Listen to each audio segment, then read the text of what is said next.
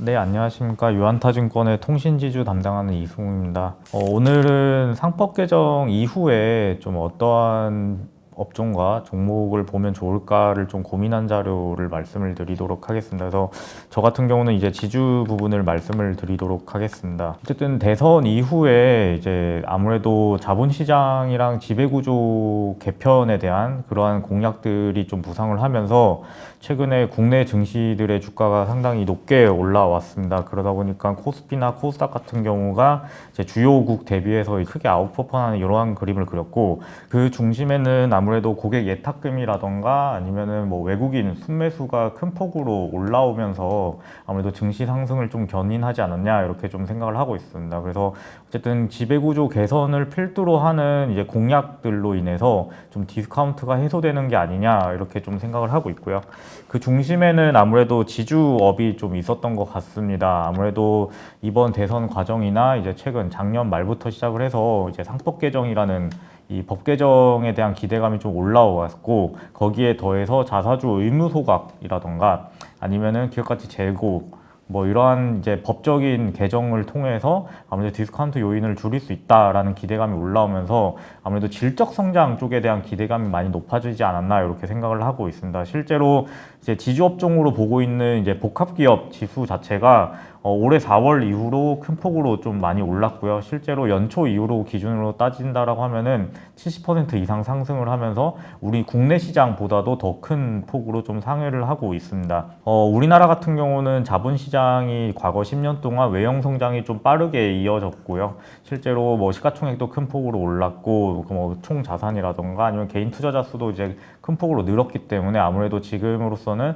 질적 성장에 좀 주목을 하고 있는 게 아닌가 이렇게 생각을 좀 하고 있습니다. 그러다 보니까 아무래도 뭐 지주업종이 특히 국내 증시에서도 많이 오르다 보니까 이제 NAV 할인율 자체가 이동평균으로 봤을 때 52주 이동평균 기준으로 이제 이 표준 편차 아래로 내려오면서 좀 많이 하락하는 요런 그림을 그렸습니다. 국내 지주사 같은 경우가 이제 NAV 할인율이 큰 폭으로 떨어지기 시작을 하면서 52주 이동평균 기준으로는 이 표준 편차 아래를 뚫고 내려오는 일단은 단기 급등 상황까지 올라왔기 때문에 지금 요 상황에서는 시장에서도 지주업종이 좀 과열이 아니냐, 약간 단기 급등 국면에 진입을 했다 이렇게 좀 판단을 하고 있습니다. 하지만 제 생각에는 이제 지주업종에 대해서 계속해서 좀 긍정적으로 생각을 하고 있고요.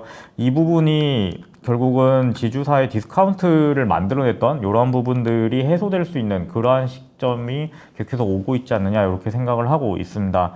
지난 주말에도 이제 코스피 5천 특별위원회가 출범이 되면서 이 상법 개정을 중심으로 한 그 이후에도 좀 제도적인 변화, 이런 주주의 권리라던가 주주의 가치를 강화할 수 있는 제도적 변화에 대한 기대감이 좀 계속해서 가지 않겠느냐 이렇게 생각을 하고 있고요. 그런 관점에서 지금 상법 개정 외에도 자사주 소각을 의무화한다던가 아니면 배당소득을 분리과세한다던가 아니면은 뭐 가능성이 높진 않지만 상속 증여세법 개정 이러한 부분들이 계속해서 주가를 자극하지 않을까 이렇게 생각을 하고 있습니다. 그래서 이러한 법 개정에 의해서 기대할 수 있는 효과 자체가 이제 비상장자 회사에 대한 가치라던가 이제 의결권 가치가 좀 반영되지 않겠느냐라는 생각이 한 가지 있고요. 그리고 그로 인해서 이제 주주환원이 강화되고 저 PBR이 좀 개선되는 이러한 모습들로 기대를 할 수 있다 이렇게 생각을 하고 있습니다. 그래서 첫 번째로 상법 개정안 같은 경우는 이제 워낙 시장에서 얘기가 많이 회자가 됐었기 때문에 강조드리고 싶은 점 중에 하나는 결국은 지금 상법 개정이 발의된 부분들이 두 개가 있습니다. 이 두 가지의 차이점은 큰 그림에서는 비슷하게 움직이고 있지만 결국 시행 시점이 두 개가 크게 엇갈리고 있다 이렇게 봐주시면 될 것 같습니다. 이 시행 시점 같은 경우는 한 가지는 즉시 시행으로 조금 좀 추진이 되고 있고요. 또 한 가지는 이제 1년 후에 시행으로 좀 추진이 되고 있습니다. 그래서 이 두 가지가 이제 주가에 미치는 영향이 다르기 때문에 좀 다르게 봐야 된다라고 생각을 하고 있고요. 만약에 즉시 시행이 될 경우에는 의미 있는 비상장 자회사를 보유한 지주회사에 좀 더 포커싱할 필요가 있다 이렇게 생각을 하고 있습니다. 그리고 만약에 1년 이후에 시행이라고 한다면은 그 이전에 좀 지배구조 개편이 활발해지기 때문에 아무래도 지주사별로 좀 차별화가 나오지 않을까 이렇게 생각을 하고 있습니다.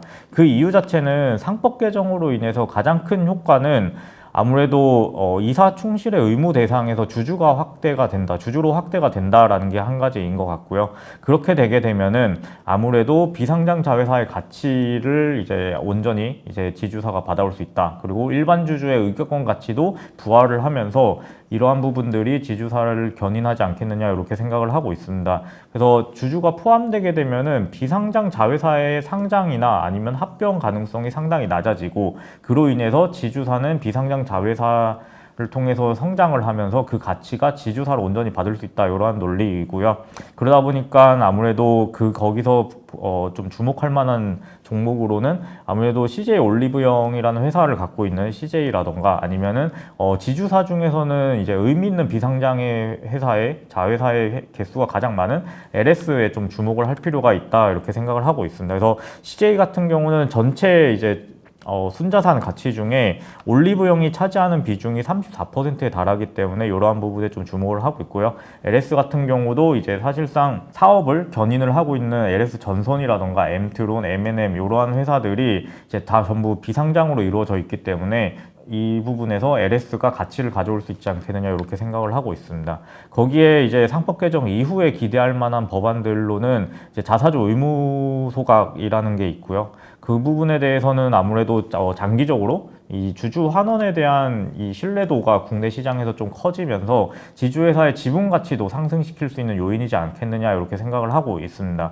그 이유는 아무래도 우리나라가 장기간에 걸쳐서 자사주 취득과 이제 처분에 대한 비율을 좀 나타냈는데, 아무래도 과거에는 처분하는 비중이 소각보다 훨씬 더 높았었습니다. 하지만 그게 점점 떨어지기 시작을 했고, 오히려 2022년 사실상 주주의 권리가 강조되던 시점 이후부터는 오히려 자사주의 소각 비중이 훨씬 더 높아졌기 때문에 이러한 부분을 계속해서 가져가기 위해서는 이 자사주 소각을 의무화하는 방법이 또 있지 않을까 이렇게 생각을 하고 있습니다. 특히 작년 같은 경우는 밸류업이 추진되면서 코스피나 코스닥 이러한 부분에서 자사주 매입과 소각에 대한 규모가 큰 폭으로 올랐었다라는 점에서 이게 장기화되고 제도화된다라고 하면은 확실히 국내 시장의 신뢰도를 올릴 수 있지 않을까 이렇게 생각을 하고 있습니다. 하지만 최근에 이제 자사주 의무 소각과 관련해서 이제 주가가 많이 올라갔던 부분들이 결국은 자사주를 기존에도 많이 갖고 있는 회사들이 좀 많이 주목을 받았던 것 같습니다. 하지만 제 생각에는 자사주 소각을 의무화하더라도 기존에 보유한 자사주까지 소급 적용해서 모두 소각시킨다는 거는 좀 가능성이 높지 않지 않을까 이렇게 생각을 하고 있어요. 그래서 결국은 이 기보유 자사주에 대한 활용에 대해서 좀 시장에서는 주목할 필요가 있다라고 생각을 하고 있고, 그게 소각하는 방안이나 아니면 처분하는 방안도 있었지만, 또 하나는 아무래도 국내 디스카운트의 중요 요인 중에 하나인 이제 중복 상장에 대한 이슈를 해소할 수 있는 부분에서 좀 활용할 수 있지 않을까 이렇게 생각을 하고 있습니다. 그래서 아무래도 자사주를 많이 들고 있는 지주사의 경우에는 자회사, 상장 자회사의 지분을 가져오고 그 주주들에게 본인들의 자사주를 줌으로써 상장 자회사를 완전 자회사로 전환하는 데 좀 활용할 수 있지 않을까 이렇게 생각을 하고 있고요. 그렇게 되면은 아무래도 디스카운트 요인이 줄어들기 때문에 지주사로 가치가 집중이 되고 우리나라의 좀 질적인 성장, 질적인 가치 성장이 좀 가능하지 않을까 이렇게 생각을 하고 있습니다. 그래서 지금 이 차트 같은 경우는 단순히 자사주 비율이 높은 회사별로 정리를 했는데, 이 뒷부분에서 이제 차트들을 보시게 되면은 SK가 갖고 있는 자사주 그리고 시가총액을 곱해서 이제 전체 갖고 있는 자사주의 가치를 그린 거고요. 이 선이 쭉 봤을 때 선 아래로 있는 자회사들 같은 경우는 자사주를 활용을 해서 상장자회사의 잔여 지분을 사들일 수 있는 이러한 부분들을 정리를 해놨습니다. 그래서 이러한 부분들에서 자사주를 활용을 해서 완전 자회사, 상장 폐지를 통해서 완전 자회사를 만들 수 있는 회사들을 정리를 했기 때문에 좀 참고를 해주시면 될 것 같고요. 대표적인 회사들이 뭐 SK라던가 LG, 뭐 두산, 한화, 뭐 CJ, 롯데지주 이러한 회사들 같은 경우가 이제 자사주를 활용해서 자회사 상장 폐지를 시킬 수 있는 이러한 부분들이 있다라는 관점에서 본다면은 향후에 자사주 의무 소각 이후에 기존에 보유하고 있는 자사주를 활용할 수 있는 방법 중에 하나로 좀 부각되지 않을 수 있지 않을까 이렇게 생각을 하고 있습니다. 그리고 또 한 가지는 지금 가능성이 높진 않지만 상속증여세법 개정도 좀 지주사 주가에 좀 긍정적으로 좀 전환할 수 있는 이러한 부분이지 않을까 이렇게 생각을 하고 있고요. 그 이유는 아무래도 상속 증여를 앞둔 회사 같은 경우는 상속 증여세를 낮추기 위해서 주가를 고의적으로 눌리는 거 아니냐라는 시장의 인식이 있었는데, 이 지금 법안 같은 경우는 좀 손볼 부분이 많긴 하지만 컨셉 자체는 나쁘지 않다 이렇게 생각을 하고 있습니다. 아무래도 PBR이 상당히 낮은 회사 같은 경우는 비상장 회사처럼 평가를 해서 PBR 0.8배를 기준으로 상속 증여세를 매기겠다라는 것입니다. 그래서 0.8배 미만인 회사의 경우에는 0.8배로 매기기 때문에 결국은 PBR 0.8배까지 만들어야 될 니즈가 생기게 되고요. 그리고 0.8배가 넘어가게 되면은 인센티브를 주는 게 최대 주주에 대한 할증 20%를 지우는 방법을 좀 선택을 하게 됩니다. 그렇게 되면은 0.8배 미만일 때 지금 가정을 하고 계산을 한 게 예시로 말씀을 드리면은 자본 규모가 1조 원인 회사의 최대 주주 지분율이 30%인 회사에 상속 증여를 한다라고 생각을 했을 때 PBR이 0.1배든 2배든 0.8배를 적용을 해서 계산을 하기 때문에 8천억의 시가총액을 가진 회사다라고 적용이 될 거고, 최대주주 지분율이 거기에 30%에 2,400억이 되고, 여기에 상속 증여세율 같은 경우는 최고세율인 50%에 최대주주 할증률 20%가 되기 때문에 최종적으로 상속 증여세를 60%를 내게 됩니다. 그렇게 되면은 2,400억의 60%인 1,440억을 상속 증여세로 내야 되는데, 만약에 주가가 어떠한 이유든지 주가가 올라서 PBR 0.8배 이상으로 올라간다라고 하면은 오히려 상속 증여세가 1,200억으로 떨어지는 이러한 효과를 보이기 때문에 대주주 입장에서도 상속 증여세 납부를 앞두고 오히려 주가를 올려야 될, 부양시켜야 될 요인으로 작용하지 않을까라고 생각을 하고 있고요. 그리고 PBR을 올리는 방법은 크게 두 가지가 있을 것 같습니다. PBR을 높이는 방법은 PBR 같은 경우가 결국은 P 나누기 BPS일 거고, 주가가 오르던가 아니면 BPS가 떨어질 경우에 이제 PBR이 올라가게 될 텐데, 어쨌든 주가를 부양해야 될 필요성이 생겼기 때문에 주가 부양을 위한 여러 가지 활동이라던가 개선 활동들을 할 것 같고요. 또 한 가지는 BPS를 낮추는 방법이 있습니다. 이제 BPS를 낮추는 방법은 결국은 아무래도 상속 증여세를 앞두고 있기 때문에 주주 환원을 통해서 좀 가능하지 않을까라고 생각을 하고 있습니다. 그래서 정리를 해본다면은 이러한 법안들이 아무래도 손볼 부분들이 많다라고 말씀드리는 거는, PBR이 1배를 넘어가게 되면 오히려 이제 상속 증여세가 올라가는 효과를 보이기 때문에 0.8배에 머무르게 만드는 요인도 되긴 합니다. 하지만 어쨌든 국내 대부분의 지주회사가 PBR 0.8배 미만이라는 점에서 주가 부양에 좀 필요성을 높이는 게 한 가지가 있을 것 같고요. 또 한 가지는 상속 증여세를 앞둔 회사에 대해서 주가를 눌리기보다는 주가 부양의 필요성을 높인다.